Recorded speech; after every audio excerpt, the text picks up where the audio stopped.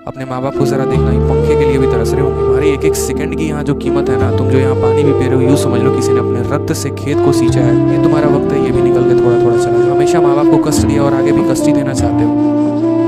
Hello guys, स्वागत है मेरे इस चैनल पर। आज की इस वीडियो पे देख रहे हैं भौतिक विज्ञान। जो भौतिक विज्ञान है क्लास 12 के लिए आज हम लोग इस वीडियो पे जो 20 महत्वपूर्ण बहुविकल्पी प्रश्न है जो 2025 बोर्ड एग्जाम के लिए इंपॉर्टेंट क्वेश्चन है, तो जितने भी इंपॉर्टेंट क्वेश्चन है वो सारे इंपॉर्टेंट क्वेश्चन डिस्कस करने वाले हैं। तो वीडियो पर लास्ट तक बने रहना और चैनल पर पहली बार हो तो चैनल को सब्सक्राइब कर लेना। देखेंगे इस पर जो सबसे पहला क्वेश्चन दिया गया है, क्वेश्चन नंबर 1 को हम लोग देखेंगे।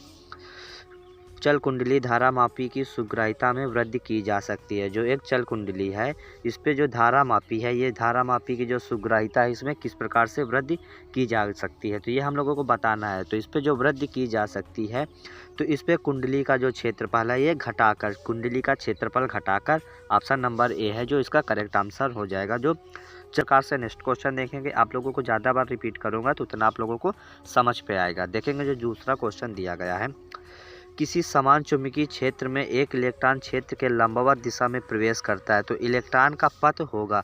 जो इलेक्ट्रॉन है मतलब वो किसी क्षेत्र पे लंबवत प्रवेश करता है, जब जो मतलब चुंबकीय क्षेत्र है ये इलेक्ट्रॉन के लंबवत प्रवेश करता है, तो इसका हम लोगों को जो इलेक्ट्रॉन का पथ है ये किस प्रकार का होगा। तो इलेक्ट्रॉन के अगर पथ की बात करूँ तो इसका जो पथ हो जाएगा ये हो जाएगा वृत्ताकार, ये पथ हो जाएगा ये हो जाएगा वृत्ताकार। ऑप्शन नंबर दूसरा इसका करेक्ट आंसर हो जाएगा। किसी चुंबकीय क्षेत्र में एक इलेक्ट्रॉन क्षेत्र के लंबवत दिशा में प्रवेश जब करता है तो इलेक्ट्रॉन का जो पथ होता है ये होता है वृत्ताकार। ऑप्शन नंबर दूसरा इसका करेक्ट आंसर हो जाएगा, ऑप्शन नंबर दूसरा। इसी प्रकार से नेक्स्ट क्वेश्चन देखेंगे, जो क्वेश्चन नंबर इस पे तीसरा दिया गया है। क्वेश्चन नंबर तीसरा देखेंगे, किसी सही तत्व को इस पे चिन्हित करना है। हम लोगों पे 4 विकल्प दिया गया है, चारों विकल्पों पे हम लोगों को देखना इसका करेक्ट आंसर कौन सा हो जाएगा। तो इसका करेक्ट आंसर की बात करूं तो ये हो जाएगा, अमीटर का प्रतिरोध कम होना चाहिए परंतु इसके प्रतिरोध से अधिक होना चाहिए। तो ऑप्शन नंबर जो इसका तीसरा है यही इसका करेक्ट आंसर हो जाएगा। इस पर हम लोगों को जो सही चिन्हित करना है, इस पर कौन सा जो दिया गया वो सही हो जाएगा। तो यही हो जाएगा, अमीटर का प्रतिरोध कम होना चाहिए परंतु इसको प्रतिरोध से अधिक होना चाहिए। तो ऑप्शन नंबर तीसरा इसका करेक्ट आंसर हो जाएगा। इसी प्रकार से नेक्स्ट क्वेश्चन देखेंगे, जो क्वेश्चन नंबर इस पर चौथा दिया गया। क्वेश्चन नंबर चौथा देखेंगे, लेंज का नियम किसके संरक्षण के अनुरूप उत्पन्न होता है। जो लेंज का नियम है ये किसके अनुसार काम करता है, किसके अनुरूप जो उत्पन्न होता है, ये नियम हम लोगों को बताना है। तो इसका अगर नियम की बात करूं तो ये हो जाएगा इस पे ऊर्जा, ऊर्जा इसका करेक्ट आंसर हो जाएगा। ऑप्शन नंबर जो चौथा दिया गया है ये इसका करेक्ट आंसर हो जाएगा ऊर्जा, ऊर्जा इसका करेक्ट आंसर हो जाएगा। जो लेंज का नियम है यह ऊर्जा संरक्षण के अनुरूप उत्पन्न होता है, तो ऑप्शन नंबर चौथा इसका करेक्ट आंसर हो जाएगा ऊर्जा। इसी प्रकार से क्वेश्चन नंबर पाँचवा देखेंगे, जो क्वेश्चन नंबर पाँचवा दिया गया है, विद्युत फ्लक्स का मात्रक होता है। जो विद्युत फ्लक्स का मात्रक होता है तो ये हम लोगों को बताना है। तो अगर विद्युत फ्लक्स के मात्रक की बात करूँ तो विद्युत फ्लक्स का मात्रक होता है वोल्ट मीटर, विद्युत फ्लक्स का मात्रक होता है वोल्ट मीटर। ऑप्शन नंबर चौथा इसका करेक्ट आंसर हो जाएगा, विद्युत फ्लक्स का मात्रक वोल्ट मीटर। इसी प्रकार से क्वेश्चन नंबर छठवां देखेंगे, जो दिया गया है। क्वेश्चन नंबर छठवां देखेंगे, एन टाइप अर्धचालक होते हैं। जो एन टाइप अर्धचालक होते हैं ये किस प्रकार के होते हैं, इनमें कौन सा आवेश होता है। अगर एन टाइप अर्धचालक की बात करूं तो एन टाइप जो अर्धचालक होते हैं ये होते हैं विद्युत उदासीन, एन टाइप जो अर्धचालक होते हैं ये होते हैं विद्युत उदासीन। तो ऑप्शन नंबर जो इसका तीसरा है ये करेक्ट आंसर हो जाएगा। एन टाइप जो अर्धचालक होते हैं ये होते हैं विद्युत उदासीन। ऑप्शन नंबर तीसरा इसका करेक्ट आंसर हो जाएगा। इसी प्रकार से क्वेश्चन नंबर सातवां देखेंगे, जो क्वेश्चन नंबर सातवां दिया गया है, विद्युत चुम्बकीय तरंगे होती हैं। जो विद्युत चुम्बकीय तरंगे हैं ये किस प्रकार की होती हैं। तो विद्युत चुम्बकीय तरंगे की अगर बात करूं तो ये हो जाएंगे केवल अनुप्रस्थ, विद्युत चुम्बकीय तरंगे हो जाएंगी ये केवल अनुप्रस्थ। ऑप्शन नंबर इसका जो दूसरा करेक्ट आंसर हो जाएगा, विद्युत चुम्बकीय तरंगे केवल अनुप्रस्थ होती हैं। ऑप्शन नंबर दूसरा इसका करेक्ट आंसर हो जाएगा। इसी प्रकार से क्वेश्चन नंबर आठवां देखेंगे, जो क्वेश्चन नंबर आठवां इस पर दिया गया है, प्रिज्म से गुजरने के पश्चात जो शोध प्रकाश के किस रंग का विचलन न्यूनतम होता है। ये अगर शोध लिखा है तो शोध का मतलब ये शोध हो जाएगा, इसमें मतलब श्वेत प्रकाश के किस प्रिज्म का जो विचलन होता है वो सबसे न्यूनतम मतलब न्यूनतम होता है, ये हम लोगों को बताना है। तो अगर इसकी बात करूं तो ये हो जाएगा इस पर लाल, लाल का जो विचलन होता है तो ये होता है प्रिज्म पे न्यूनतम, लाल का जो हो जाएगा लाल का जो विचलन होता है ये होता है न्यूनतम। ऑप्शन नंबर पहला इसका करेक्ट आंसर हो जाएगा। इसी प्रकार से क्वेश्चन नंबर 9 देखेंगे, जो क्वेश्चन नंबर 9 दिया गया है, धारावाही चालक के चारों तरफ उत्पन्न क्षेत्र होता है।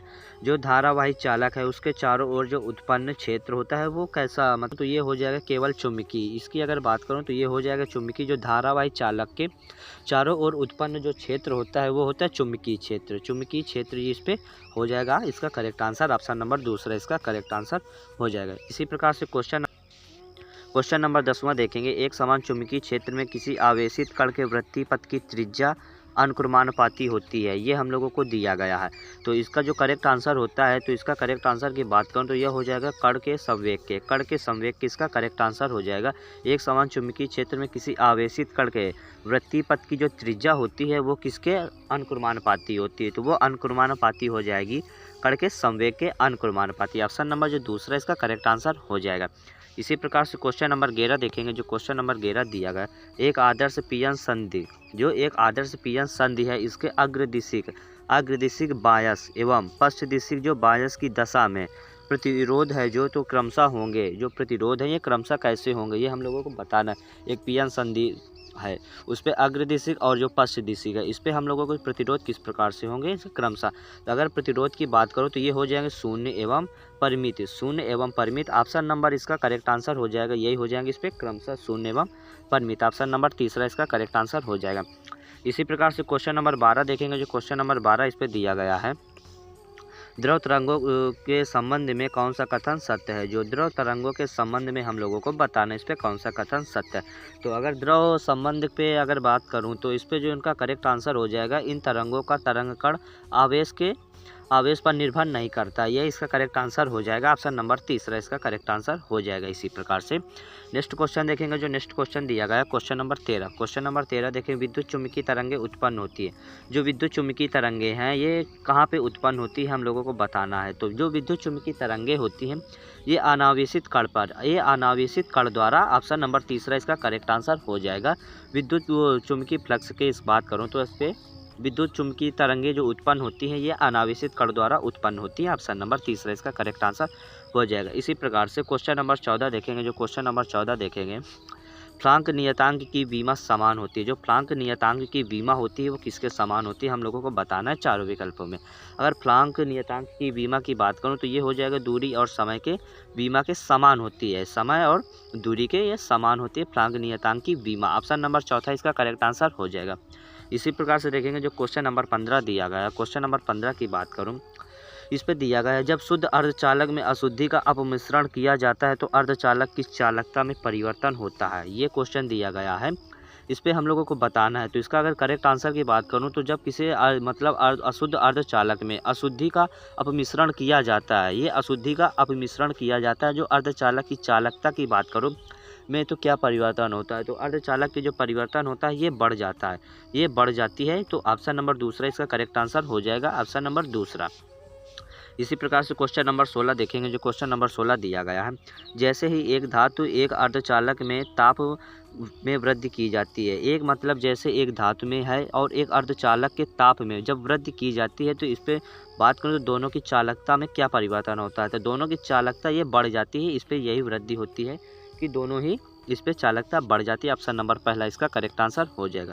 इसी प्रकार से क्वेश्चन नंबर 17 की बात करूं तो क्वेश्चन नंबर जो 17 दिया गया है, एक ट्रांजिस्टर में होते हैं। जो एक ट्रांजिस्टर है इस पे क्या है, तो ट्रांजिस्टर पे ऐसा क्या है हम लोगों को बताना। तो अगर ट्रांजिस्टर पे बात करूं तो ये होता है इस पे आधार में अशुद्धि, जो आधार में अशुद्धि का न्यूनतम सांद्रण होता है। तो आधार में जो अशुद्धि में न्यूनतम सांद्रण होता है, ये सारे VVI क्वेश्चन है। तो आप लोगों को अगर वीडियो एक बार पे ना समझ पाए तो वीडियो को आप लोग दोबारा रिपीट जरूर कर लेना। इसी प्रकार से देखेंगे। जो क्वेश्चन नंबर 18 दिया गया है, क्वेश्चन नंबर 18 की बात करूं, अमीटर का नेट प्रतिरोध कम होना चाहिए। जो अमीटर का नेट प्रतिरोध है ये कम होना चाहिए, ये हम लोगों को क्वेश्चन दिया गया है।